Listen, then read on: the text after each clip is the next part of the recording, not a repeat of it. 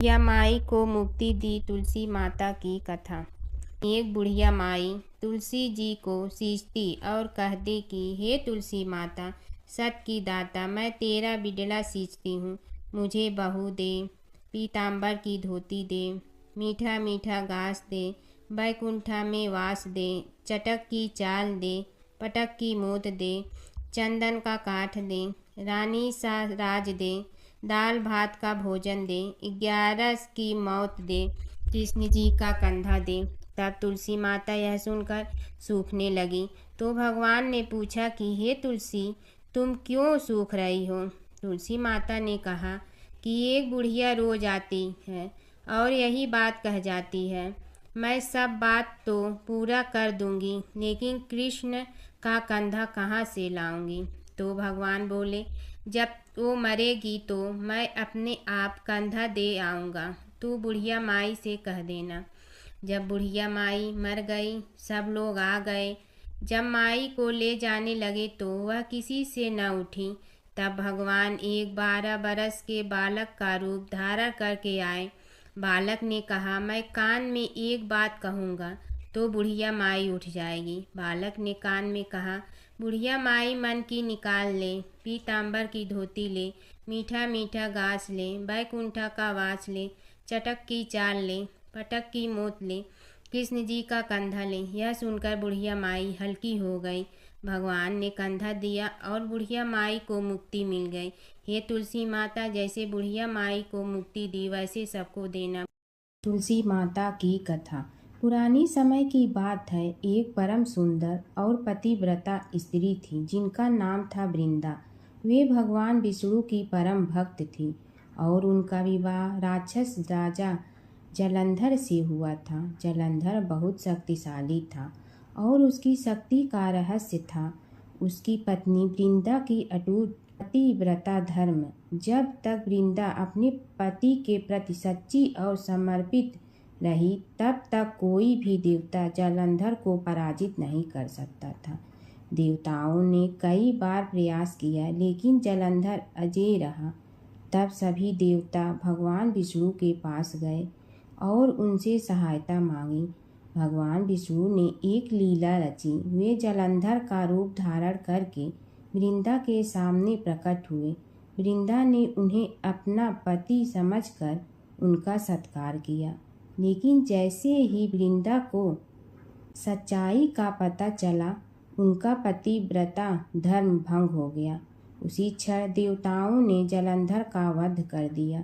जब वृंदा को यह ज्ञात हुआ कि यह सब भगवान विष्णु की लीला थी, तो वे बहुत दुखी हुई और उन्होंने भगवान विष्णु को श्राप दिया कि वे पत्थर बन जाएं।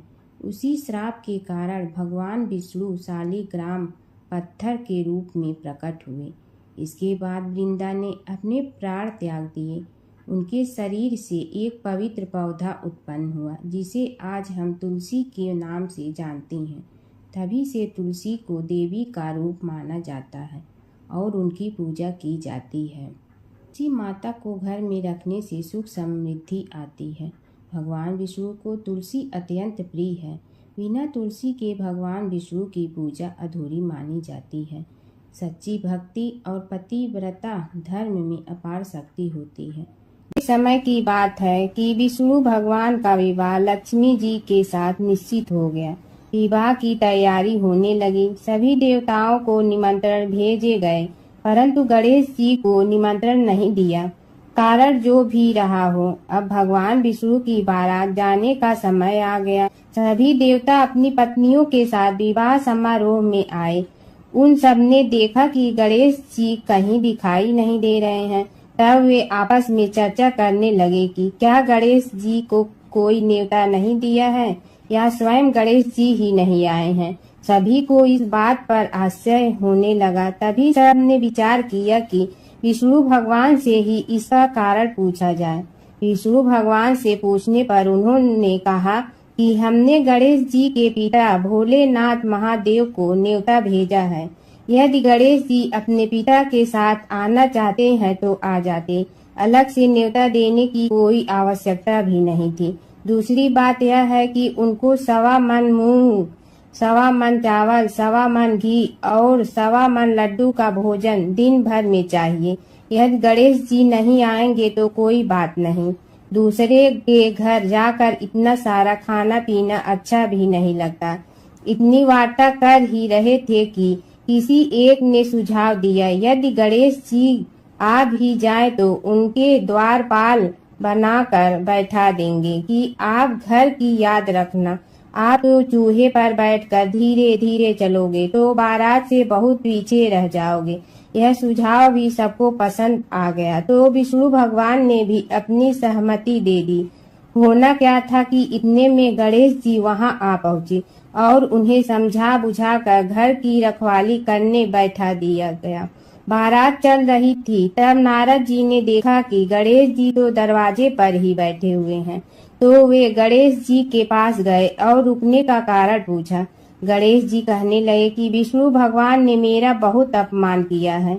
नारद जी ने कहने लगे कि अपनी मूसक देना को आगे भेज दे तो वह रास्ता खोद देगी, जिससे उनके वाहन धरती में धंस जाएंगे। तब आपको सम्मान पूर्वक बुलाना पड़ेगा। अब तो गणेश जी ने अपनी मूसक सेना जल्दी से आगे भेज दी और सेना ने जमीन पोली कर दी। जब बारात वहां से निकली तो रथों के पहिए धरती में धंस गए। लाख कोशिश करे परंतु पहिए नहीं निकले। सभी ने अपने अपने उपाय किए परंतु पहिए तो नहीं निकले, बल्कि जगह जगह से टूट गए। किसी की समझ में नहीं आ रहा था कि अब क्या किया जाए। तब तो नारद जी ने कहा, आप लोगों ने गणेश जी का अपमान करके अच्छा नहीं किया। यदि उन्हें मना कर लाया जाए तो आपका कार्य सिद्ध हो सकता है और यह संकट टल सकता है। शंकर भगवान ने अपने दूत नंदी को भेजा और वे गणेश जी को लेकर आए। गणेश जी का आदर सम्मान के साथ पूजन किया। तब कहीं रथ के पहिए निकले। अब रथ के पहिए निकल के परंतु टूट फूट गए तो उन्हें सुधारे गए। पास के खेत में खाती काम कर रहा था, उसे बुलाया गया। खाती अपना कार्य करने के पहले श्री गणेशाय नमः कहकर गणेश जी की वंदना मन ही मन करने लगा। देखते ही देखते खाती ने सभी पहियों को ठीक कर दिया। तब खाती कहने लगा कि हे देवताओं, आपने सर्वप्रथम गणेश जी को नहीं मनाया होगा और न ही उनकी पूजन की होगी, इसीलिए तो आपके साथ यह संकट आया है। हम तो मूर्ख अज्ञानी हैं, फिर भी पहले गणेश जी को पूजते हैं, उनका ध्यान करते हैं। आप लोग तो देवतागण हैं, फिर भी आप गणेश जी को कैसे भूल गए। अब आप लोग भगवान श्री गणेश जी की जय बोल कर जाएं तो आपके सब काम बन जाएंगे और संकट कट जाएंगे। ऐसा कहते हुए बारात वहां से चल दी और विष्णु भगवान को लक्ष्मी जी के साथ विवाह संपन्न करा के सभी सकुशल घर लौट आए। हे गणेश जी महाराज, आपने विष्णु को जैसे कारज सारियो ऐसे कारज सबको सिद्ध कर जो। बोलो गजानन भगवान की जय। भगवान विष्णु और नारद की कथा। एक बार नारद मुनि जी ने भगवान विष्णु जी से पूछा, हे भगवान, आपका इस समय सबसे प्रिय भक्त कौन है। अब विष्णु तो भगवान हैं, सो झट से समझ गए अपने भक्त नारद मुनि की बात और मुस्कुरा कर बोले, मेरा सबसे प्रिय भक्त उस गांव का एक किसान है। यह सुनकर नारद मुनि जी थोड़ा निराश हुए और फिर से एक प्रश्न किया, हे भगवान, आपका बड़ा भक्त तो मैं हूँ, तो फिर सबसे प्रिय क्यों नहीं।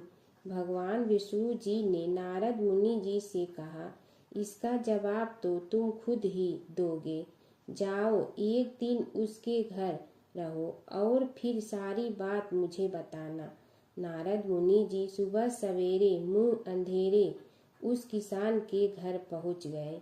देखा अभी अभी किसान जगा है और उसने अब सबसे पहले अपने जानवरों को चारा देता, फिर मुंह धोता, दैनिक कार्यों से निवृत्त होता, जल्दी जल्दी भगवान का नाम लिया, रूखी सूखी रोटी खाकर जल्दी जल्दी अपने खेतों पर चला गया। सारा दिन खेतों में काम किया और शाम को वापस घर आया। जानवरों को अपनी जगह बांधा, उन्हें चारा पानी डाला, हाथ धोया, मुंह धोया, फिर थोड़ी देर भगवान का नाम लिया, फिर परिवार के संग बैठकर खाना खाया और कुछ बातें की और फिर से सो गया। अब सारा दिन यह सब देखकर नारद मुनि जी भगवान विष्णु के पास वापिस आए और बोले, भगवान, मैं आज सारा दिन उस किसान के संग रहा, लेकिन वो तो ढंग से आपका नाम भी नहीं ले सकता। उसने थोड़ी देर सुबह, थोड़ी देर शाम को और भी जल्दी जल्दी आपका ध्यान किया, और मैं तो 24 घंटे सिर्फ आपका ही नाम जपता हूँ। क्या आपका सबसे प्रिय भक्त वो गरीब किसान ही है? भगवान विष्णु जी ने नारद की बात सुनकर कहा, अब इसका जवाब भी तुम मुझे खुद ही देना।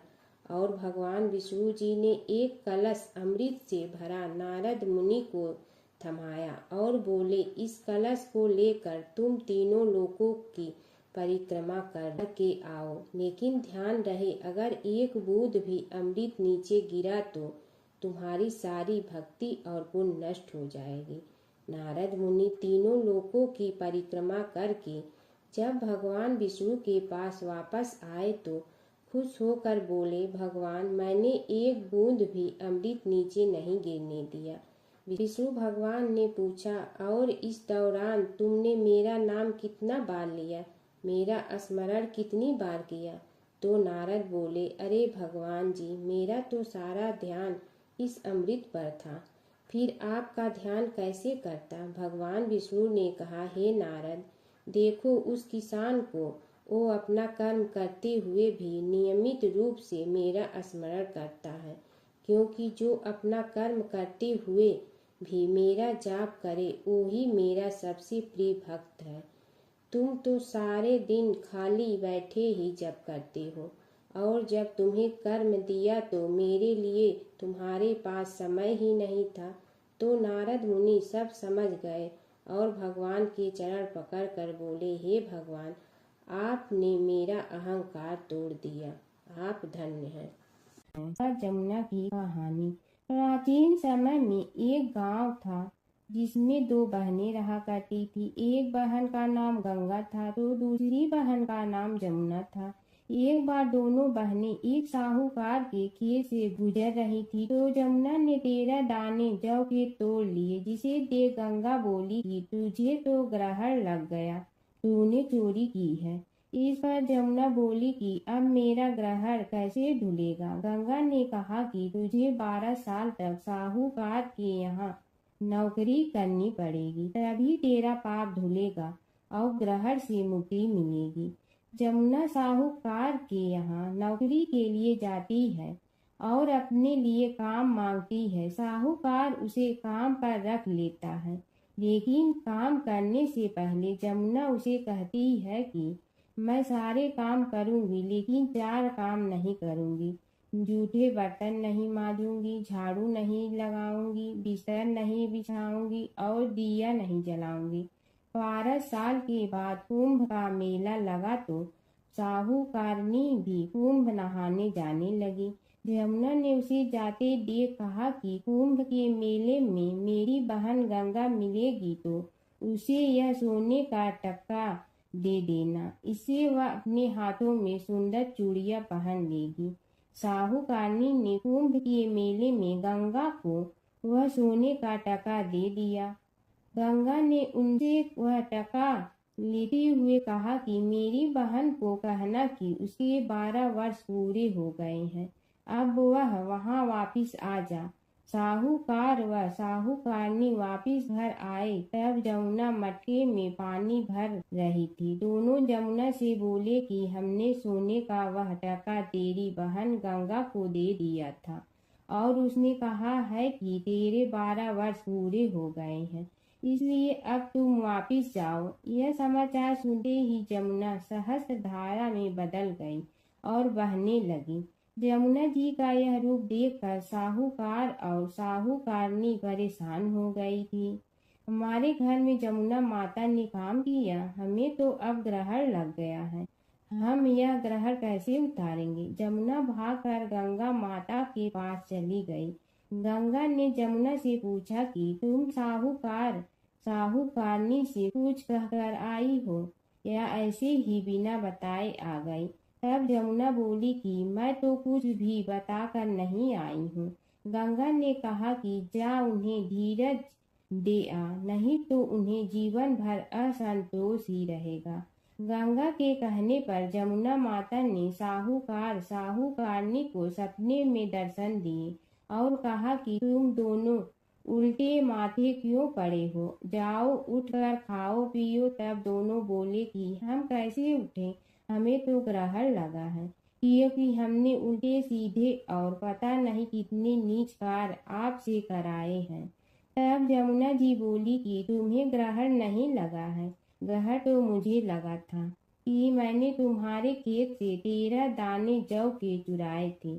मैं तो अपना ग्रहण उतारने तुम्हारे घर आई थी। मेरा ग्रहण तुम्हारे घर में 12 वर्ष तक रहने से उतर गया है और मेरी मुक्ति हो गई है। जमुना जी ने कहा कि तुम्हें कोई ग्रहण नहीं लगा है, उल्टे मेरे 12 वर्ष तक यहाँ रहने से तुम्हारी भी मुक्ति हो गई है। यह कहकर जमुना जी स्वप्न से चली गई। दोनों उठकर देखते हैं कि उनके घर में पहले से भी अधिक धन हो गया है।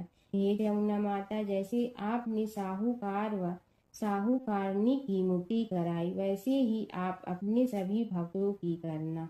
नगर बसेरे की कहानी। किसी गांव में एक भाट व एक जाट रहता था। दोनों में घनिष्ठ मित्रता थी। एक बार जाट अपनी बहन के घर जाने को तैयार हुआ तो भाट अपनी ससुराल जाने को तैयार हुआ। दोनों साथ चल पड़े तो रास्ते में रुककर एक कुएं की मुंडेर पर बैठ गए। जाट ने भाट से कहा कि नगर बसेरा कर लेते हैं। इस पर भाट बोला कि तू ही नगर बसेरा कर ले, मैं तो अपनी ससुराल जा रहा हूँ, वहाँ खूब खातिर होगी मेरी, तू कर ले नगर बसेरा। जाट वहीं कुएं के पास बैठ पानी की घंटी और चावल का दाना लेकर नगर बसेरा करने लगा। नगर बसेरा करने के साथ जाट कहने लगा कि नगर बसेरा जो करे सो मल धोवे पाँव, ताता माड़ा तापसी देगी मेरी माँ, माँ देगी मावशी तेगी द्वारका का वास, मीठा मीठा घास वृंदावन का वास, 5 कुल्थी छठी रास, मेरी जीगड़ो श्री कृष्ण के पास, डालू पानी हो जाए घी, झट से निकल जाए मेरा जी। यह सब कर कर के वह जाट बहन के पास चल पड़ा। जाट की बहन ने भाई के आने पर उसकी खातिर की खी बूरा के साथ भाई को जिमाया। दोनों ने बैठकर ढेर सारी बातें की। इधर भाट अपने ससुराल पहुंचा तो वहां आग लगी हुई थी। आग बुझाने वह भी लग गया, जिसमें हाथ मुंह भी काले हो गए और खुद भी थोड़ा सुलझ गया। ना रोटी ना पानी के लिए ही किसी ने पूछा। एक पड़ोसन आई तो उसने भाट की सास को कहा कि जमाई आया है, जरा उस आओ भगत कर लो। बुढ़िया बोली कि सब कुछ तो जल गया है, अब कहाँ से आओ भगत करूं। तब पड़ोसन ने ही भाट को एक रोटी के साथ छाछ दी। उसने वही खाकर गुजारा किया। शाम को दोनों फिर घर की ओर चल पड़े और रास्ते में मिल गए और एक दूसरे का हाल पूछा। भाट बोला कि मेरी ससुराल में तो आग लगी हुई थी, आग बुझाते मैं खुद काला हो गया हूँ, ना रोटी मिली ना पानी। जाट बोला कि मेरी तो बहुत खातिर हुई। फिर बोला कि मैंने कहा था ना कि नगर बसेरा कर ले, अब कर ले, लेकिन भाट ने फिर मना कर दिया। कहने लगा कि चाहे रोटी दे या न दे, तेरी तो माँ है, दही चूरमा का पेड़ा धरा पाएगा। भाट ने फिर नगर बसेरा नहीं किया, जाट ने कर लिया। नगर बसेरा जो करे सो मल धोए पाँव, ताता माड़ा तापसी देगी मेरी माँ, माँ देगी मावशी देगी द्वारका का वास, मीठा मीठा घास वृंदावन का वास। 5 कुल छठी रास, मेरा जी बढ़ो श्री कृष्ण के पास। डालू पानी हो जाए घी, झट से निकल जाए मेरा जी। करके वह चल पड़ा। घर पहुँचते ही जाट की मौसी ने बहुत लाड प्यार किया। उधर भाट घर गया तो उसकी भैंस खो गई थी। बाप एक लाठी रखे तो दूसरी उठाए और कहने लगा कि ससुराल गया तो आग लगा दी, अब यहाँ आया तो भैंस खो दी। बाप ने कहा कि पहले भैंस लेकर आ, तभी रोटी पानी मिलेगा। सारा दिन भाट भैंस ढूंढता रहा, लेकिन उसे भैंस नहीं मिली। जाट और भाट की मुलाकात फिर से बाजार में हो गई। जाट ने भाट के हाल चाल पूछे तो भाट बोला कि आते ही भैंस खो गई, बस उसी दिन से भैंस ढूंढ रहा हूँ। रोटियां का तो पूछो ही मत। जाट ने कहा कि मैंने तो पहले ही कहा था कि नगर बसेरा कर ले। जाट की बात सुनकर भाट बोला कि तेरे नगर बसेरे में इतनी ताकत है तो चल अब कर लेते हैं। दोनों ने बैठकर नगर बसेरा किया। नगर बसेरा जो करे सो मल धोवे पाँव। ताता मारा तापसी, देगी मेरी माँ। माँ देगी मौसी, देगी द्वारका का वास। मीठा मीठा घास, वृंदावन का वास। 5 कुल छठी रास, मेरा जीवड़ो श्री कृष्ण के पास। डालू पानी हो जाए घी, झट से निकल जाए मेरा जी। दोनों के नगर बसेरा करने पर भाट जैसे ही आगे बढ़ा तो उसकी खोई भैंस मिल गई, जिसे लेकर घर पहुंचा। घर पहुंचते ही माँ ने कहा कि लड़के को आते ही घर से निकाल दिया, सारे दिन से ये भूखा प्यासा भटक रहा है। यह कहकर उसकी माँ ने उसको खूब खिलाया पिलाया। इस घटना के बाद सारे नगर में ढिंढोरा पिटवा गया कि कब कोई अपने पीहर या सास से आते जाते नगर बसेरा करें। जैसे भाट को नगर बसेरा करने का फल मिला, वैसे ही हर किसी को मिलती है। माता सीता की कथा। यह कहानी सीता माता कहती थी और श्री राम इसे सुना करते थे। एक दिन श्री राम भगवान को किसी काम के लिए बाहर जाना पड़ा, तो सीता माता कहने लगी कि भगवान, मेरा तो 12 वर्ष का नित्य नियम है। अब आप बाहर जाएंगे तो मैं अपनी कहानी किसे सुनाऊंगी। श्री राम ने कहा कि तुम कुएं की पाल पर जाकर बैठ जाना और वहां जो औरतें पानी भरने आएंगी उन्हें अपनी कहानी सुना देना। सीता माता कुएं की पाल पर जाकर बैठ जाती हैं। एक स्त्री आई, उसने रेशम की जड़ी की साड़ी पहन रखी थी और सोने का घड़ा ले रखा था। सीता माता उसे देख कहती हैं कि बहन, मेरा 12 वर्ष का नित्य नेम सुन लो। पर वह स्त्री बोली कि मैं तुम्हारा नित्य नेम सुनूंगी तो मुझे घर जाने में देरी हो जाएगी और मेरी सास मुझसे लड़ेंगी। उसने कहानी नहीं सुनी और चली गई। उसकी रेशम जड़ी की साड़ी फट गई, सोने का घड़ा मिट्टी के घड़े में बदल गया। सास ने देखा तो पूछा कि ये किसका दोष अपने सिर लेकर आ गई है। बहू ने कहा कि कुएं पर एक औरत बैठी थी, उसने कहानी सुनने के लिए कहा, लेकिन मैंने सुनी नहीं, जिसका यह फल मिला है। बहू की बात सुनकर अगले दिन वही साड़ी और घड़ा लेकर सास कुएं की पाल पर गई। सास को वहीं माता सीता बैठी मिली, तो माता सीता ने कहा कि बहन, मेरी कहानी सुन लीजिए। सास बोली कि एक बार छोड़, मैं तो 4 बार कहानी सुन लूंगी। राम आए लक्ष्मण आए, देश के पुजारी आए, नित नेम का नेम लाए, आओ राम बैठो राम। तपी रसोई जियो राम, माखन मिश्री खाओ राम। दूध बतासा पियो राम, सूत के पलका मोठो राम। साल दुसाला पोठो राम, साल दुसाला ओढ़ो राम। जब बोलो जब राम ही राम, राम संवारे सबके काम। खाली घर भंडार भरेंगे, सबका बेड़ा पार करेंगे। श्री राम जय जय राम। सास बोली कि बहन, कहानी तो बहुत अच्छी लगी, कहानी सुनकर सास घर चली गई और उसकी साड़ी फिर से रेशम जड़ी की बन गई। मिट्टी का घड़ा फिर सोने के घड़े में बदल गया। बहू कहने लगी, सासू माँ, आपने ये सब कैसे किया? सास ने कहा कि बहू, तू दोष लगा के आई थी और मैं अब दोष उतार कर आ रही हूँ। बहू ने फिर पूछा कि वह कुएं वाली स्त्री कौन है? सास बोली कि वे सीता माता थी। वे पुराने से नया कर देती हैं, खाली घर में भंडार भर देती हैं। वह लक्ष्मी जी का वास घर में कर देती हैं। आदमी की जो भी इच्छा हो उसे पूरा कर देती हैं। बहू बोली कि ऐसी कहानी मुझे भी सुना दो। सास बोली कि ठीक है, तुम भी सुनो। और सास ने कहानी शुरू की।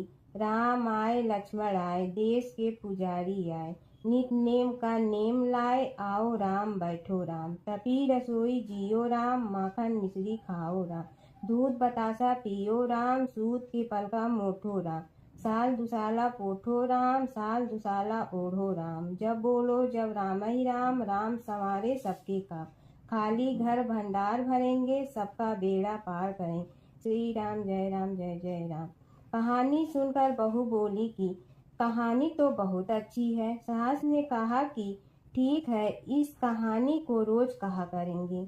अब सास बहू रोज सवेरे उठती, नहाती धोती और पूजा करने के बाद नितनेम की सीता की कहानी कहती। एक दिन उनके यहाँ एक पड़ोस की औरत आई और बोली कि बहन, जरा सी आँच दे ना। तो वह बोली कि आज तो अभी हमने जलाई ही नहीं। पड़ोसन ने कहा कि तुम सुबह 4 बजे से उठकर क्या कर रही हो? फिर उन्होंने कहा कि सुबह उठकर हम पूजा करते हैं, फिर सीता माता की नितनेम की कहानी कहते हैं। पड़ोसन ने उसकी बात सुनकर फिर कहा कि सीता माता की कहानी कहने से तुम्हें क्या मिलता है? वे बोली कि इनकी कहानी कहने से घर में भंडार भर जाते हैं, सारे काम सिद्ध होते हैं, मन की इच्छा भी पूरी हो जाती है। पड़ोसन कहती है कि बहन, ऐसी कहानी तो मुझे भी सुना दो। फिर वह बोली कि ठीक है, तुम भी यह कहानी सुन लो। राम आए लक्ष्मण आए, देश के पुजारी आए, नित नेम का नेम लाए, आओ राम बैठो राम। सारी कहानी सुनने के बाद पड़ोसन कहने लगी, बहन, कहानी तो मुझे बहुत अच्छी लगी। अब वह पड़ोसन भी नित नेम सीता माता की कहानी कहने लगी। कहानी कहने से सीता माता ने पड़ोसन के भी भंडार भर दिए। अब तो पूरे मोहल्ले में नित नेम की कथा चल पड़ी। हर किसी की मनोकामना पूरी होने लगी। हे सीता माता, जैसे आपने उनके भंडार भरे, वैसे ही आप हमारे भी भंडार भरना, सबकी भरना, कहानी सुनने वाले के भी और कहानी कहने वाले के भी। प्राचीन काल की बात है। नैमिषारण्य क्षेत्र में ऋषि, महर्षि और साधु संतों का समाज जुड़ा था। उसमें श्री सूत जी भी विद्यमान थे। शौनक जी ने उनकी सेवा में उपस्थित होकर निवेदन किया कि हे अज्ञान रूप घोर तिमिर को नष्ट करने में करोड़ों सूर्यों के समान प्रकाशमान श्री सूत जी हमारे कानों के लिए अमृत के समान जीवन प्रदान करने वाले कथा तत्व का वर्णन कीजिए। हे सूत जी, हमारे हृदयों में ज्ञान के प्रकाश की वृद्धि तथा भक्ति, वैराग्य और विवेक की उत्पत्ति जिस कथा से हो सकती हो, वह हमारे प्रति कहने की कृपा कीजिए। शौनक जी की जिज्ञासा से सूत जी बड़े प्रसन्न हुए। पुरातन इतिहासों के स्मरण से उनका शरीर पुलकायमान हो रहा था। वे कुछ देर उसी स्थिति में विराजमान रहकर कुछ विचार करते रहे और अंत में बोले, शौनक जी, इस विषय में आपके चित्त में बड़ी जिज्ञासा है। आप धन्य हैं जो सदैव ज्ञान की प्राप्ति में तत्पर रहते हुए विभिन्न पुराण कथाओं की जिज्ञासा रखते हैं। आज मैं आपको ज्ञान के परम स्रोत रूप श्री गणेश जी का जन्म कर्म रूप चरित्र सुनाऊंगा। गणेश जी से ही सभी ज्ञानों, सभी विद्याओं का उद्भव हुआ है। अब आप सावधान चित्त से विराजमान हो। श्री गणेश जी के ध्यान और नमस्कार पूर्वक उनका चरित्र श्रवण करें। नमस्तस्मै गणेशाय ब्रह्मा विद्या प्रदायिनी यनागस्त्यसमः साक्षात विघ्न सागर सोषणे। कैसे हैं वे श्री गणेश जो सभी प्रकार की ब्रह्म विद्याओं को प्रदान करने वाले अर्थात ब्रह्मा के सगुण और निर्गुण स्वरूप पर प्रकाश डालने और जीव ब्रह्मा का अभेद प्रतिपादन करने वाली विद्याओं के दाता हैं। वे विघ्नों के समुद्रों को महर्षि अगस्त्य के समान शोषण करने में समर्थ हैं, इसलिए उनका नाम विघ्न सागर शोषक के नाम से प्रसिद्ध है। मैं उन भगवान श्री गणेश जी को नमस्कार करता हूँ। प्रथम पूजा के अधिकारी श्री गणेश जी यह कहकर सूत जी कुछ समय के लिए मौन हो गए और फिर बोले, शौनक जी, भगवान गणेश जी ही सर्वप्रथम पूजा प्राप्ति के अधिकारी हैं। किसी भी देवता की पूजा करो, पहले उनकी पूजा करो। शौनक जी ने निवेदन किया, हे भगवान, हे सूत, सर्वप्रथम यह बताने की कृपा कीजिए कि गणेश जी को प्रथम पूजा का अधिकार किस प्रकार प्राप्त हुआ। इस विषय में मेरी बुद्धि मोह को प्राप्त हो रही है कि सृष्टि रचयिता ब्रह्मा जी, पालन करता भगवान नारायण और संहार करता शिव जी में से किसी को प्रथम पूजा का अधिकारी क्यों नहीं माना गया। यह त्रिदेव ही तो सबसे बड़ा देवता माने जाते हैं। सूत जी ने कहा, शौनक जी, यह भी एक रहस्य ही है। देखो, अधिकार मांगने से नहीं मिलता, इसके लिए योग्यता होनी चाहिए। संसार में अनेकों देवी देवताएं पूजे जाते हैं। पहले जो जिसका इष्ट देव होता है वह उसी की पूजा किया करता है। इससे बड़े देवताओं के महत्व में कमी आने की आशंका उत्पन्न हो गई। इस कारण देवताओं में परस्पर विवाद होने लगा। वे उसका निर्णय प्राप्त करने के लिए शिव जी के पास पहुँचे और प्रणाम करके पूछने लगे, प्रभु, हम सब में प्रथम पूजा का अधिकारी कौन है। शिव जी सोचने लगे कि किसे प्रथम पूजा का अधिकारी माने। तभी उन्हें एक युक्ति सूझी। बोले, देवगण, इसका निपटारा बातों से नहीं तथ्यों से होगा। इसके लिए एक प्रतियोगिता रखनी होगी, शिव की परिक्रमा करने की प्रतियोगिता। देवगण उनका मुख देखने लगे, शंकित हृदय से सोचने लगे कि कैसी प्रतियोगिता रहेगी। यह शिव जी ने उनके मन के भाव ताड़ लिए, इसलिए सांत्वना भरे शब्दों में बोले, घबराओ मत, कोई कठिन परीक्षा नहीं ली जाएगी। बस इतना ही कि सभी अपने अपने वाहनों पर चढ़कर संसार की परिक्रमा करो और फिर यहाँ लौट आओ। जो पहले लौटेगा वही सर्वप्रथम पूजा का अधिकारी होगा। अब क्या देर थी, सभी अपने अपने वाहन पर चढ़कर दौड़ पड़े।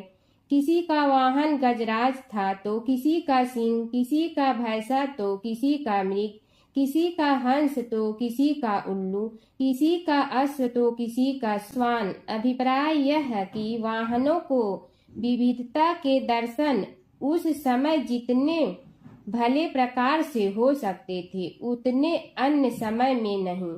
सबसे गया बीता वाहन गणेश जी का था मूषक, उससे चूहा भी कहते हैं। ऐसे वाहन के बल भरोसे इस प्रतियोगिता में सफल होना तो क्या, सम्मिलित होना भी हास्यास्पद है। गणेश जी ने सोचा, छोड़ो, क्या होगा प्रतियोगिता में भाग लेने से, हम तो यहाँ बैठे रहकर ही तमाशा देखेंगे। वे बहुत देर तक विचार करते रहे। अंत में उन्हें एक युक्ति सूझी। शिव जी स्वयं ही जगदाता हैं, यह संसार उन्हीं का प्रतिबिंब है, तब क्यों न इन्हीं की परिक्रमा कर ली जाए। इनकी परिक्रमा करने से ही संसार की परिक्रमा हो जाएगी। ऐसा निश्चय कर उन्होंने मूषक पर चढ़कर शिव जी की परिक्रमा की और उनके समक्ष जा पहुँचे। शिव जी ने कहा, तुमने परिक्रमा पूर्ण कर ली। उन्होंने उत्तर दिया, जी हाँ, शिव जी सोचने लगे कि इसे तो यहीं घूमते हुए देखा, फिर परिक्रमा कैसे कराया। देवताओं का परिक्रमा करके लौटना आरंभ हुआ और उन्होंने गणेश जी को वहां बैठे देखा तो माथा ठनक गया। फिर भी साहस करके बोले, अरे तुम विश्व की परिक्रमा के लिए नहीं गए। गणेश जी ने कहा, अरे मैं कब का यहाँ आ गया। देवता बोले, तुम्हें तो कहीं भी नहीं देखा। गणेश जी ने उत्तर दिया, देखते कहाँ से, समस्त संसार शिव जी में विद्यमान है। इनकी परिक्रमा करने से ही संसार की परिक्रमा पूर्ण हो गई। सूत जी बोले, शौनक, इस प्रकार गणेश जी ने अपनी बुद्धि के बल पर ही विजय प्राप्त कर ली। उनका कथन सत्य था, इसलिए कोई विरोध करता भी तो कैसे। बस उसी दिन से गणेश जी की प्रथम पूजा होने लगी। सूत जी बोले, हे शौनक जी, यह एक तथ्य है कि गणेश जी ही उसके पात्र हैं। वे बड़े देवता का भी कार्य सिद्धि में विघ्न उपस्थित होने पर उन विघ्न राज का आश्रय न लिया हो। हे शौनक, वे देव भी बड़े दयालु हैं। नाम तो शिव जी का ही आशुतोष है, किंतु वे सर्वात्मा और सर्वरक्षक प्रभु तो शिव जी की अपेक्षा भी शीघ्र ही प्रकट हो जाते हैं। उनका भक्त कभी किसी संकट में नहीं पड़ता। यदि प्रारब्ध वशात कभी किसी विपत्ति में पड़ भी जाता है तो गणेश्वर की उपासना करने पर उनके अनुग्रह से उनके समस्त दुख दूर होकर परम सुख की प्राप्ति होती है। शौनक ने कहा, हे सूत जी, हे महाभाग, हे प्रभु, मैं गणेश जी के विभिन्न चरित्रों का अध्ययन करना चाहता हूँ, तो मुझे बताइए कि किस ग्रंथ का अवलोकन करूँ। हे दयामय, आपको तो उनके समस्त चरित्र विदित है कि यदि आप ही उन्हें सुनाने की कृपा करें तो मेरा अत्यधिक उपकार होगा। सूत जी बोले, हे शौनक भगवान, गणेश्वर के इतने चरित्र हैं कि उन सब का कथन इस जीवा से संभव नहीं, क्योंकि प्रभु अनंत, प्रभु चरित अनंता वाली बात समस्त विद्वान ऋषि मुनि कहते हैं। फिर भी गणेश जी प्रथम पूजा के अधिकारी होने के कारण समस्त देव चरित्रों में जुड़े हुए हैं, इसलिए उनका प्रभाव भी सर्वाधिक व्यापक है। हे मुने, हे शौनक, वे भगवान सर्व समर्थ हैं। वे सभी का तिरस्कार करने में समर्थ हैं, किंतु उनका तिरस्कार कोई भी नहीं कर सकता। यह त्रिलोक्य उन्हीं भगवान के संकेत पर नित्य करता है। इसकी समस्त क्रियाएं उन्हीं की इच्छा पर आश्रित हैं। हे शौनक भगवान गणेश्वर स्वयं कहते हैं, शिवे विष्णु च शक्तौ च सूर्ये मयि निराधिप यो भेद बुद्धि योगः स सम्य योगो मतो मम।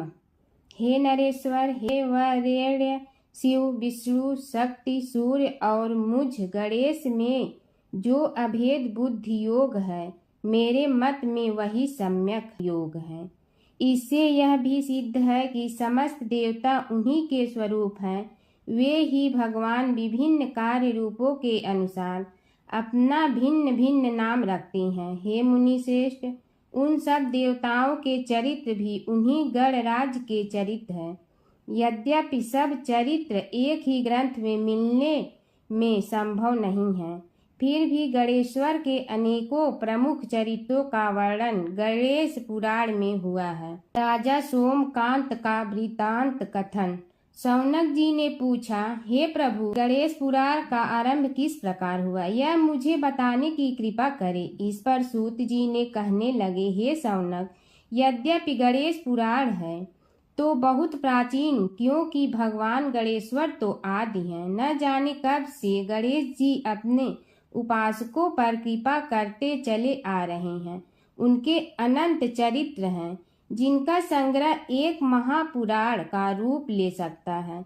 उसे एक बार भगवान नारायण ने नारद जी को और भगवान ने शंकर और जगन जननी पार्वती जी को सुनाया था।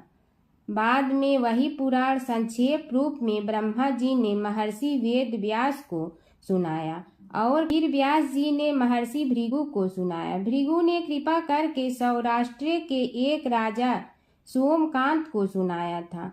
तब से वह पुराण अनेक कथाओं में विस्तृत होता रहा और अनेक कथाओं से रहित होता हुआ अनेक रूप में प्रचलित है। शौनक जी ने पूछा, भगवान आप यह बताने का कष्ट करें कि राजा सोमकांत कौन था। उसने महर्षि से गणेश पुराण का श्रवण कहाँ किया था, उस पुराण के श्रवण से उसे क्या क्या उपलब्धियां हुई। हे नाथ, मुझे श्री गणेश्वर की कथा के प्रति उत्कंठा बढ़ती ही जा रही है। सूत जी बोले, हे शौनक, सौराष्ट्र के देवनगर नाम की एक प्रसिद्ध राजधानी थी। वहाँ का राजा सोमकांत था। वह अपनी प्रजा का पुत्र के समान पालन करता था। वह वेद ज्ञान संपन्न, शस्त्र विद्या में पारंगत एवं प्रबल प्रतापी राजा, समस्त राजाओं में मान्य तथा अत्यंत वैभवशाली था। उसका ऐश्वर्य कुबेर के भी ऐश्वर्य को लज्जित करता था। उसने अपने पराक्रम से अनेकों देश जीत लिए थे। उसकी पत्नी अत्यंत रूपवती, गुणवती, धर्माज्ञा एवं पतिव्रत धर्म का पालन करने वाली थी। वह सदैव अपने प्राणनाथ की सेवा में लगी रहती थी। उसका नाम सुधर्मा था। जैसे वह प्रतिव्रता थी, वैसे ही राजा भी एक पत्नी व्रता का पालन करने लगा। उसके हेमकांत नामक एक सुंदर पुत्र था। वह भी सभी विद्याओं का ज्ञाता और अस्त्र शस्त्रादि के अभ्यास में निपुण हो गया था। यह सभी श्रेष्ठ लक्षणों से संपन्न, सद्गुणी एवं प्रजा जनों के हितों का अत्यंत पोषक था। इस प्रकार राजा सोमकांत स्त्री, पुत्र, पशु, वाहन, राज्य एवं प्रतिष्ठा आदि से सब प्रकार सुखी था। उसे दुख तो था ही नहीं। सभी राजागण उसका हार्दिक सम्मान करते थे तथा उसकी श्रेष्ठ कीर्ति भी संसार व्यापी थी। परंतु युवा अवस्था के अंत में सोमकांत को घृणित कोष्ठ रोग हो गया। उसके अनेक उपचार किए गए किंतु कोई लाभ नहीं हुआ। रोग शीघ्रता से बढ़ने लगा और उसके कीड़े पड़ गए। जब रोग की अधिक वृद्धि होने लगी और उसका कोई उपाय न हो सका तो राजा ने मंत्रियों को बुलाकर कहा, सुव्रतो, जाने किस कारण यह रोग मुझे पीड़ित कर रहा है। अवश्य ही यह किसी पूर्व जन्म के पाप का फल होगा। इसलिए मैं अब अपना समस्त राजपाट छोड़कर वन में रहूंगा। मेरे पुत्र हेमकांत को मेरे समान मानकर राज्य शासन का धर्म पूर्वक संचालन कराते रहें। यह कहकर राजा ने शुभ दिन दिखवाकर अपने पुत्र हेमकांत को राज्य पद पर अभिषेक किया और अपनी पत्नी सुधर्मा के साथ निर्जन वन की ओर चल दिया। प्रजापालक राजा के वियोग में समस्त प्रजा जन अश्रु बहाते हुए उनके साथ चले गए। राज्य की सीमा पर पहुंचकर राजा ने अपने पुत्र अमात्यगण और प्रजा जनों को समझाया, आप सब लोग धर्म के जानने वाले, श्रेष्ठ आचरण में तत्पर एवं सहृदय हैं। यह संसार तो वैसे भी परिवर्तनशील है। जो आज है वह कल नहीं था और आने वाले कल में भी नहीं रहेगा। इसलिए मेरे जाने से दुख का कोई कारण नहीं है। मेरे स्थान पर मेरा पुत्र सभी कार्यों को करेगा। इसलिए आप सब उसके अनुशासन में रहते हुए उसे सदैव सम्मान करते रहें।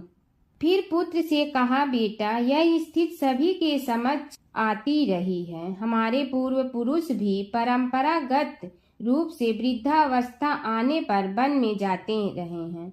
मैं कुछ समय पहले ही वन में जा रहा हूँ, तो कुछ पहले या पीछे जाने में कोई अंतर नहीं पड़ता। यदि कुछ वर्ष बाद जाऊं तब भी मोह का त्याग करना ही होगा।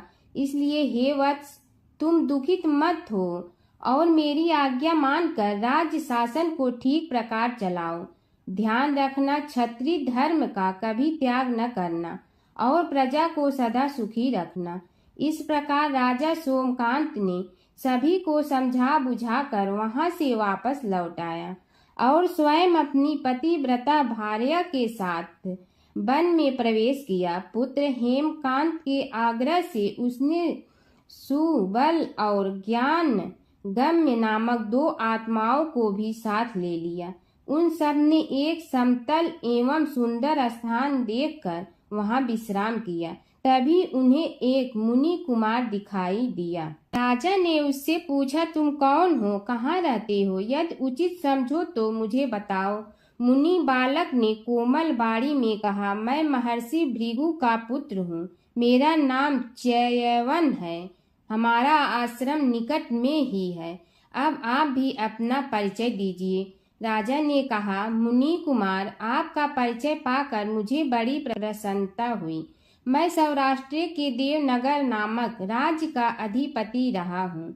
अब अपने पुत्र को राज्य देकर मैंने अरण्य की शरण ली है। मुझे कुष्ठ रोग अत्यंत पीड़ित किए हुए हैं। उसकी निवृत्ति का कोई उपाय करने वाला हो तो कृपा कर मुझे बताइए। मुनि कुमार ने कहा, मैं अपने पिताजी से अपना वृतांत कहता हूँ, फिर वे जैसा कहेंगे आपको बताऊंगा। यह कहकर मुनि बालक चला गया और कुछ देर में ही आकर बोला, राजन, मैंने आपका वृतांत अपने पिताजी को बताया। उनकी आज्ञा हुई है कि आप सब मेरे साथ आश्रम में चलकर उनसे भेंट करें, तभी आपके रोग के विषय में भी विचार किया जाएगा। राजा सोमकांत के पूर्व जन्म का वृत्तांत भृगु द्वारा वर्णन। राजा अपनी पत्नी और अमात्यों के सहित च्यवन के साथ साथ भृगु आश्रम में जा पहुंचा और उन्हें प्रणाम कर बोला, हे भगवान, हे महर्षि, मैं आपकी शरण हूँ। आप मुझ कुष्ठी पर कृपा कीजिए। महर्षि बोले, राजन, यह तुम्हारे किसी पूर्व जन्म कृत पाप का ही उदय हो गया है। इसका उपाय मैं विचार करके बताऊंगा। आज तो तुम सब स्नान आज से निवृत्त होकर रात्रि विश्राम करो। महर्षि की आज्ञा अनुसार सबने स्नान भोजन आदि के उपरांत रात्रि व्यतीत की और प्रातः काल स्नान आदि नित्य कर्मों से निवृत्त होकर महर्षि की सेवा में उपस्थित हुए। महर्षि ने कहा, राजन, मैंने तुम्हारे पूर्व जन्म का वृतांत जान लिया हूँ और यह भी विदित कर लिया है कि किस पाप के फल से तुम्हें इस रोग की प्राप्ति हुई है। यदि तुम चाहो तो उसे सुना दूं। राजा ने हाथ जोड़कर निवेदन किया, बड़ी कृपा होगी मुनिनाथ, मैं उसे सुनने के लिए उत्कंठित हूँ। महर्षि ने कहा, तुम पूर्व जन्म में एक धनवान वैश्य के लाडले पुत्र थे। वह वैश्य विंध्याचल के निकट कौलहार नामक ग्राम में निवास करता था। उसकी पत्नी का नाम सुलोचना था। तुम उसी वैश्य दंपत के पुत्र हुए। तुम्हारा नाम कामद था। तुम्हारा लालन पालन बड़े लाड चाव से हुआ। उन्होंने तुम्हारा विवाह एक अत्यंत सुंदरी वैश्य कन्या से कर दिया था, जिसका नाम कुटुम्बिनी था। यद्यप तुम्हारी भार्या सुशीला थी और तुम्हें सदैव धर्म में निरत देखना चाहती थी, किंतु तुम्हारा स्वभाव वासनांध होने के कारण दिन प्रतिदिन उज्जवल होता जा रहा था। किंतु माता पिता भी धार्मिक थे, इसलिए उनके सामने तुम्हारी उज्ज्वलता दबी रही। परंतु माता पिता की मृत्यु के बाद तुम निरंकुश हो गए और अपनी पत्नी की बात भी नहीं मानते थे। तुम्हें अनाचार में प्रवृत्त देखकर उसे दुख होता था, तो भी उसका कुछ बस न चलता था। तुम्हारी उन्मत्तता चरम सीमा पर थी। अपनों से भी द्वेष और क्रूरता का व्यवहार किया करते थे। हत्या आदि कराते थे। तुम्हारे लिए सामान्य बात हो गई। पीड़ित व्यक्तियों ने तुम्हारे विरुद्ध राजा से पुकार की। अभियोग चला और तुम्हें राज्य की सीमा से भी बाहर चले जाने का आदेश हुआ। तब तुम घर छोड़कर किसी निर्जन वन में रहने लगे। उस समय तुम्हारा कार्य लोगों को लूटना और हत्या करना ही रह गया। एक दिन माध्याह्न काल था। गुणवर्धक नामक एक विद्वान ब्राह्मण उधर से निकला। बेचारा अपनी पत्नी को लिवाने के लिए ससुराल जा रहा था। तुमने उस ब्राह्मण युवक को पकड़कर लूट लिया। प्रतिरोध करने पर उसे मारने लगे तो वह चित्कार करने लगा, मुझे मत मार, मत मार, देख मेरा दूसरा विवाह हुआ है, मैं पत्नी को लेने के लिए जा रहा हूँ। किंतु तुम तो क्रोधवश में ऐसे लीन हो रहे थे कि तुमने उसकी बात सुनकर भी नहीं सुनी। जब उसे मारने लगे तो उसने श्राप दे दिया, अरे हत्यारे, मेरी हत्या के पाप से तो सहस्त्र कल्प तक घोर नरक भोगोगे। तुमने उसकी कोई चिंता न की और सिर काट लिया। राजन, तुमने ऐसी ऐसी एक नहीं बल्कि अनेक निरीह हत्याएं की थी, जिनकी गणना करना भी पाप है। इस प्रकार इस जन्म में तुमने घोर पाप कर्म किए थे, किंतु बुढ़ापा आने पर जब अशक्त हो गए तब तुम्हारे साथ जो क्रूर कर्मा थे वे भी किनारा कर गए। उन्होंने सोच लिया कि अब तो इसे खिलाना भी पड़ेगा, इसलिए मरने दो यहीं। अमोघ प्रभाव गणेश उपासना का कथन। राजन, अब तुम निरालंब थे, चल फिर तो सकते ही नहीं थे। भूख से पीड़ित रहने के कारण रोगों ने भी घेर लिया। उधर से जो कोई निकलता तुम्हें घृणा की दृष्टि से देखता हुआ चला जाता। तब तुम आहार की खोज में बड़ी कठिनाई से चलते हुए एक जीर्ण शीर्ण देवालय में पहुंचा। उसमें भगवान गणेश्वर की प्रतिमा विद्यमान थी। तब न जाने किस पुण्य के उदय होने से तुम्हारे मन में गणेश जी के प्रति भक्ति भाव जागृत हुआ। तुम निराहार रहकर उनकी उपासना करने लगे। उससे तुम्हें सब कुछ मिला और रोग भी कम हुआ। राजन, तुमने अपने साथियों की दृष्टि बचाकर बहुत सा धन एक स्थान पर गाड़ दिया था। अब तुमने उस धन को उसे देवालय के जीर्णोद्धार में लगाने का निश्चय किया। शिल्पी बुलाकर उस मंदिर को सुंदर और भव्य बनवा दिया। इस कारण कुख्याति सुख्याति में बदलने लगी। फिर यथा समय तुम्हारी मृत्यु हुई। यमदूतों ने पकड़कर तुम्हें यमराज के समक्ष उपस्थित किया। यमराज तुमसे बोले, जीव, तुमने पाप और पुण्य दोनों ही किए हैं और दोनों का ही भोग तुम्हें भोगना है, किंतु पहले पाप का फल भोगना चाहते हो पुण्य का। इसके उत्तर में तुमने प्रथम अपने पुण्य कर्मों के भोग की इच्छा प्रकट की और इसीलिए उन्होंने तुम्हें राजकुल में जन्म लेने के लिए भेज दिया। पूर्व जन्म में तुमने भगवान गणाध्यक्ष का सुंदर एवं भव्य मंदिर बनवाया था, इसलिए तुम्हें सुंदर देह की प्राप्ति हुई। यह कहकर महर्षि भृगु कुछ रुके। उन्होंने देखा कि राजा को इस वृतांत पर शंका हो रही है। तभी महर्षि के शरीर में असंख्य विकराल पक्षी उत्पन्न होकर राजा की ओर झपटे। उनकी चोंच बड़ी तीक्ष्ण थी, जिनसे वे राजा के शरीर को नोच नोच कर खाने लगे। उसके कारण उत्पन्न असहनीय पीड़ा से व्याकुल हुए राजा ने महर्षि के समक्ष हाथ जोड़कर निवेदन किया, प्रभु, आपका आश्रम तो समस्त द्वेष आदि से परे है और यहाँ मैं आपकी शरण में बैठा हूँ। तब यह पक्षी मुझे आकर ही क्यों पीड़ित कर रहे हैं? हे मुनिनाथ, इनसे मेरी रक्षा कीजिए। महर्षि ने राजा के अंतर्वचन सुनकर सांत्वना देते हुए कहा, राजन, तुमने मेरे वचनों में शंका की थी और जो मुझ सत्यवादी के कथन में शंका करते हैं उसे खाने के लिए मेरे शरीर से इसी प्रकार पक्षी प्रकट हो जाते हैं, जो कि मेरे हुंकार करने पर भस्म हो जाया करते हैं। यह कर महर्षि ने हुंकार की और तभी वे समस्त पक्षी भस्म हो गए। राजा श्रद्धावनत होकर उनके समक्ष अश्रुपात करता हुआ बोला, प्रभु, अब आप पाप से मुक्त होने का उपाय कीजिए। महर्षि ने कुछ विचार कर कहा, राजन, तुम पर भगवान गणेश्वर की कृपा सहज रूप से है और वे ही प्रभु तुम्हारे पापों को भी दूर करने में समर्थ हैं। इसलिए तुम उनके पाप नाशक चरित्रों का श्रवण करो। गणेश पुराण में उनके चरित्रों का भले प्रकार वर्णन हुआ है।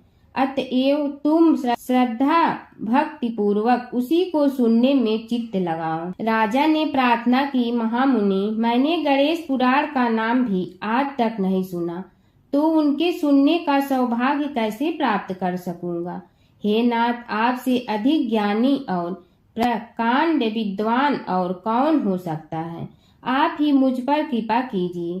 महर्षि ने राजा की दीनता देखकर उसके शरीर पर अपने कमंडल का मंत्रपूत जल छिड़का। तभी राजा को एक छींक आई और नासिका से एक अत्यंत छोटा काले वर्ण का पुरुष बाहर निकल आया। देखते देखते वह बढ़ गया। उसके भयंकर रूप को देखकर राजा कुछ भयभीत हुआ, किंतु समस्त आश्रमवासी वहां से भाग गए। वह पुरुष महर्षि के समक्ष हाथ जोड़कर खड़ा हो गया। उन्हें उसकी ओर देखा और कुछ उच्च स्वर में बोले, तू कौन है, क्या चाहता है। वह बोला, मैं साक्षात पाप हूँ। समस्त पापियों के शरीर में मेरा निवास है। आपके मंत्रपूत जल के स्पर्श से मुझे विवश होकर राजा के शरीर से बाहर निकलना पड़ा है। अब मुझे बड़ी भूख लगी है, बताइए क्या खाऊं और कहाँ रहूं। महर्षि बोले, तू उस आम के अवकाश स्थान में निवास कर और उसी वृक्ष के पत्ते खाकर जीवन निर्वाह कर। यह सुनते ही वह पुरुष आम के वृक्ष के पास पहुंचा, किंतु उसके स्पर्श मात्र से वह वृक्ष जलकर भस्म हो गया। फिर जब पाप पुरुष को रहने के लिए कोई स्थान दिखाई न दिया तो वह भी अंतर्हित हो गया। प्राचीन काल की बात है। एक नगर में धर्मपाल नाम का एक निर्धन किंतु अत्यंत धर्मनिष्ठ व्यक्ति रहता था। वह न तो अधिक पूजा पाठ जानता था और न ही उसके पास धन था, परंतु उसके हृदय में भगवान विष्णु के प्रति अपार श्रद्धा थी। प्रतिदिन प्रातः स्नान कर भगवान विष्णु का स्मरण करता और तुलसी दल अर्पित करता। तब भी वह हरि नाम का जाप करता रहता। एक दिन किसी कारणवश वह पूजा न कर सका। मन में ग्लानि हुई और रात को उसने भगवान विष्णु से क्षमा याचना की। उसी रात उसे स्वप्न में विष्णु ने दर्शन दिए और कहा, हे भक्त, जो भी व्यक्ति श्रद्धा से मेरा स्मरण करता है, मैं उसके सभी पाप हर लेता हूँ। भक्ति में विधि नहीं, भाव प्रधान होता है। कुछ समय बाद धर्मपाल के जीवन की सभी कठिनाइयाँ दूर हो गई। उसके घर में सुख शांति और समृद्धि आ गई। अंत समय में उसे वैकुंठ लोक की प्राप्ति हुई। विष्णु भगवान की कथा।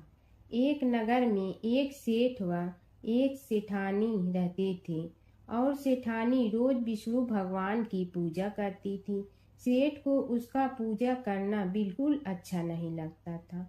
इसी वजह से एक दिन सेठ ने सेठानी को घर से निकाल दिया। घर से निकलने पर वह जंगल की ओर गई तो देखा 4 आदमी मिट्टी खोदने का काम कर रहे थे। उसने कहा कि मुझे नौकरी पर रख लो। उन्होंने उसे रख लिया, लेकिन मिट्टी खोदने से सेठानी के हाथों में छाले पड़ गए और उसके बाल भी उड़ गए। वह आदमी कहते हैं कि बहन, लगता है तुम किसी अच्छे घर की महिला हो। तुम्हें काम करने की आदत नहीं है। तुम एक काम रहने दो और हमारे घर का काम कर लिया करो। वह चारों आदमी उसे अपने साथ घर ले गए और वह 4 मुट्ठी अनाज लाते और सभी बांट कर खा लेते। एक दिन सेठानी ने कहा कि कल से 8 मुट्ठी अनाज लाना। अगले दिन वह 8 मुट्ठी अनाज लाए और सेठानी पड़ोसन से आग मांग लाई। उसने भोजन बनाया, विष्णु भगवान को भोग लगाया, फिर सभी को खाने को दिया। सारे भाई बोले कि बहन, आज तो भोजन बहुत स्वादिष्ट बना है। सेठानी ने कहा कि भगवान का जूठा है तो स्वाद तो होगा ही। सेठानी के जाने के बाद सेठ भूखा रहने लगा और आस पड़ोस के सारे लोग कहने लगे कि ये तो सेठानी के भाग्य से खाता था। एक दिन सेठ अपनी सेठानी को ढूंढने चल पड़ा। उसने ढूंढते हुए वह भी उस जंगल में पहुंच गया जहां वह चारों आदमी मिट्टी खोद रहे थे। सेठ ने उन्हें देखा तो कहा कि भाई मुझे भी काम पर रख लो। उन आदमियों ने उसे काम पर रख लिया, लेकिन मिट्टी खोदने से उसके भी हाथों में छाले पड़ गए और बाल उड़ने लगे। उसकी यह हालत देख चारों बोले कि तुम्हें काम की आदत नहीं है, तुम हमारे साथ चलो और हमारे घर में रह लो। सेठ उन चारों आदमियों के साथ उनके घर चला गया और जाते ही उसने सेठानी को पहचान लिया, लेकिन सेठानी घूंघट में थी तो सेठ को देख नहीं पाई। सेठानी ने सभी के लिए भोजन तैयार किया और हर रोज की भांति विष्णु भगवान को भोग लगाया। उसने उन चारों भाइयों को भोजन परोस दिया, लेकिन जैसे ही वह सेठ को भोजन देने लगी तो विष्णु भगवान ने उसका हाथ पकड़ लिया। भाई बोले कि बहन, ये तुम क्या कर रही हो? वह बोली, मैं कुछ नहीं कर रही हूँ, मेरा हाथ तो विष्णु भगवान ने पकड़ लिया है। भाई बोले, हमें भी विष्णु भगवान के दर्शन कराओ। उसने भगवान से प्रार्थना की तो विष्णु जी प्रकट हो गए। सभी ने दर्शन किए। सेठ ने सेठानी से क्षमा मांगी और सेठानी को साथ चलने को कहा। भाइयों ने अपनी बहन को बहुत सा धन देकर विदा किया। जब सेठानी के साथ सेठ भी भगवान विष्णु की पूजा करने लगा और उनके परिणाम से उनका घर अन्न धन से भर गया। हर व्रत कथा के साथ पढ़ी और सुनी जाने वाली लपसी तपसी की यह कहानी। एक लपसी था, एक तपसी था। तपसी हमेशा भगवान की तपस्या में लीन रहता था। लपसी रोजाना सवा सेर की लपसी बनाकर भगवान का भोग लगाकर जीम लेता था। एक दिन दोनों लड़ने लगे। तपसी बोला, मैं रोज भगवान की तपस्या करता हूँ, इसलिए मैं बड़ा हूँ। लपसी बोला, मैं रोज भगवान को सवा सेर लपसी का भोग लगाता हूँ, इसलिए मैं बड़ा हूँ। नारद जी वहाँ से गुजर रहे थे। दोनों को लड़ता देखकर उनसे पूछा कि तुम क्यों लड़ रहे हो? तपसी ने खुद के बड़ा होने का कारण बताया और लपसी ने अपना कारण बताया। नारद जी बोले, तुम्हारा फैसला मैं करूँगा। दूसरे दिन लपसी और तपसी नहाकर अपनी रोज की भक्ति करने आए तो नारद जी ने छुपकर 1.25 करोड़ की एक एक अंगूठी उन दोनों के आगे रख दी। तपसी की नज़र उस अंगूठी पर पड़ी जो उसने चुपचाप अंगूठी उठाकर अपने नीचे दबा ली। तब लपसी की नज़र अंगूठी पर पड़ी, लेकिन उसने ध्यान नहीं दिया। भगवान को भोग लगाकर लपसी खाना खाने लगा। नारद जी सामने आए तो दोनों ने पूछा कि कौन बड़ा, तो नारद जी ने तपसी से खड़ा होने को कहा। वो खड़ा हुआ तो उसने नीचे दबी अंगूठी दिखाई पड़ी। नारद जी ने लपसी से कहा, तपस्या करने के बाद भी तुम्हारी चोरी करने की आदत नहीं गई, इसलिए लपसी बड़ा है और तुम्हें तुम्हारी तपस्या का कोई फल भी नहीं मिलेगा। तपसी शर्मिंदा होकर माफ़ी मांगने लगा। उसने नारद जी से पूछा, मुझे मेरी तपस्या का फल कैसे मिलेगा? नारद जी ने कहा, यदि कोई गाय और कुत्ते की रोटी नहीं बनाएगा तो फल तुम्हें मिलेगा। यदि कोई ब्राह्मण को भोजन करवा कर दक्षिणा नहीं देगा तो फल तुम्हें मिलेगा। यदि कोई साड़ी के साथ ब्लाउज नहीं देगा तो फल तुझे मिलेगा। यदि कोई दिए से दिया जलाएगा तो फल तुम्हें मिलेगा। यदि कोई सारी कहानी सुने लेकिन तुम्हारी कहानी नहीं सुने तो फल तुझे मिलेगा। उसी दिन से हर व्रत कथा कहानी के साथ लपसी तपसी की कहानी भी सुनी और कही जाती है। ओम जय जगदीश हरे स्वामी, जय जगदीश हरे। भक्त जनों के संकट क्षण में दूर करे। ओम जय जगदीश हरे। जो ध्यावे फल पावे, दुख बिन दे मन का। सुख संपत्ति घर आवे, कष्ट मिटे तन का। ओम जय जगदीश हरे। मात पिता तुम मेरे, शरण कहूँ किसकी। तुम विनय और न दूजा, आस करूँ जिसकी। ओम जय जगदीश हरे। तुम पूर्ण परमात्मा, तुम अंतर्यामी। पार ब्रह्म परमेश्वर, तुम सबके स्वामी। ओम जय जगदीश हरे। तुम बिंदा के सागर, तुम पालन करता। मैं मूरख कल कामी, कृपा करो भरता। ओम जय जगदीश हरे। तुम हो ये कय गोचर सबके प्राणपति। किस विधि मिलूं दया में तुमको मैं कुमति। ओम जय जगदीश हरे। दीन बंधु दुख हरता तुम रक्षक मेरे। अपने हाथ उठाओ द्वार पड़ा तेरे। ओम जय जगदीश हरे। विषय विकार मिटा पाप हरो देवा। श्रद्धा भक्ति बढ़ाओ संतन की सेवा। ओम जय जगदीश हरे। तन मन धन सब तेरा स्वामी सब कुछ है तेरा। तेरा तुझको अर्पण क्या लागे मेरा। ओम जय जगदीश हरे। जय जगदीश हरे। स्वामी जय जगदीश हरे। भक्त जनों के संकट टलने दूर करे। ओम जय जगदीश हरे। स्वामी जय जगदीश हरे।